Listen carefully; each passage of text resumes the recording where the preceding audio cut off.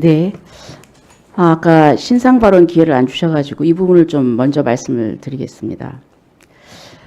제가 지난번에 국회에서 법사위에서 발언을 했을 때 이렇게 했습니다. 이제 헌법재판소가 탄핵 사유에서 그 내란죄를 철회를 했는데 이게 분명히 문제가 있음에도 그냥 받아들였고, 또 지금 탄핵 심판이 지금 밀려 있는데 가장 시급한 것은 한덕수 권한대행의 탄핵 소추다. 그러니까 그걸 좀 빨리 해야 되는데, 이렇게 헌법재판소가 헌법소의 기능을 제대로 하지 못했을 때 그럼 이걸 어떻게 시정할 수 있을까? 헌법재판소는 3심제도가 아닙니다. 단심입니다. 그런데 최종적인 헌법수호 기관은 주권자인 국민이다. 그래서 이걸 국민이 시정을 해야 되는데 그것은 저항권이다. 이것은 국내 헌법학자의 얘기입니다. 그리고 그 학자는 저항권은 비폭력적 방법으로 해야 된다. 이렇게 얘기를 했습니다. 어느 헌법학자가 저항권 행사를 폭력으로 하라고 하겠습니까? 근데 저의 이 발언을 이번 사태에 연결시키는 것은 저는 잘못이라고 분명히 지적하고 싶습니다. 그리고 이 사태에 대해서 윤 대통령 변호인 측에서도 우려를 하면서 시민 여러분께서도 분노를 억누르고 평화적 방법으로 주장을 펼쳐주실 것을 부탁드린다. 이렇게 당부를 했습니다. 자, 법원 행정처장님. 예.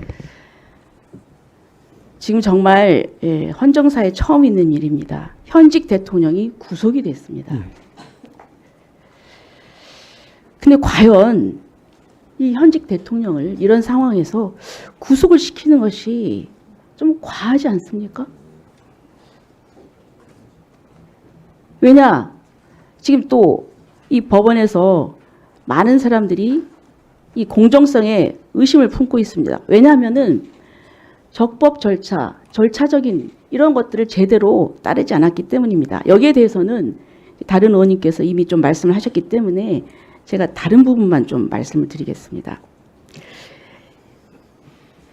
대통령은 물론 일반 국민이기도 하죠.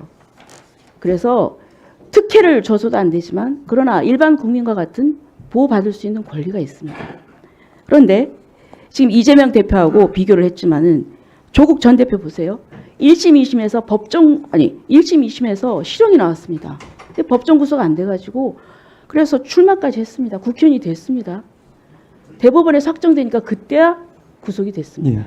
그리고 또 현재 작년에 1심에서 실형 3년을 선고받은 분이 또 똑같은 당에서 출마를 해서 국회의원이 됐습니다. 지금 그런 상황입니다. 그러면 대통령이라고 해서 너무 가혹한 잣대를 들이받은 거 아니냐. 이런 상황이. 자, 그리고 또 공수처에 내란죄 수사권이 있느냐 여기에 대해서 지금 이제 물론 뭐 법원에서 다 영장이 발부됐다 얘기를 하지만 판사들 내부에서 논란이 있었습니다.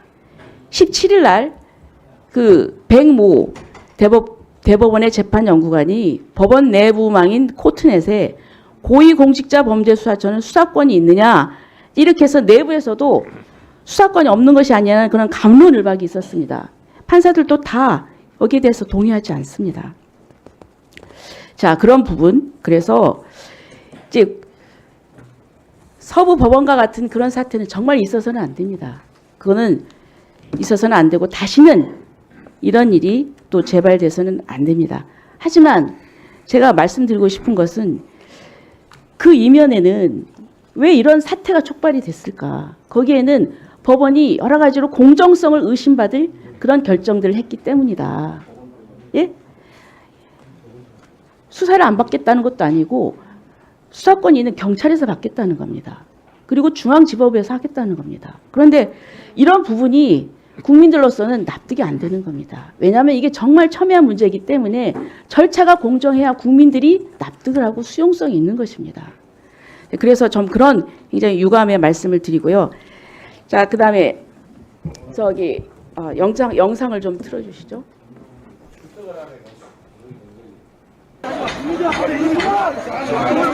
예, 여기 그 연문이 지금 뚫리고 있습니다. 지금 보세요. 막아야 되는데 그냥 이동을 하고 있습니다.